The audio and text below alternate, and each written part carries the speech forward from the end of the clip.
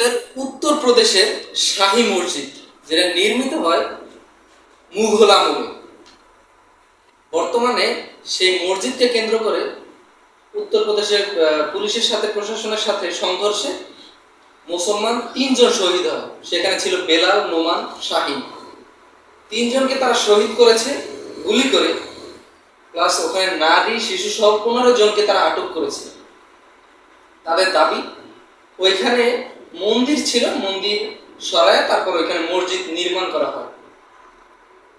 কিন্তু 1991 সালের একটা আইন ভারতে বলে 1947 সালের আগে যেসব প্রতিষ্ঠান যেভাবে ছিল, এর পরবর্তী থেকে প্রতিষ্ঠানগুলো সেভাবেই ওইখানে থাকবে, এরকম একটা আইন 1991 সালে করা হয়।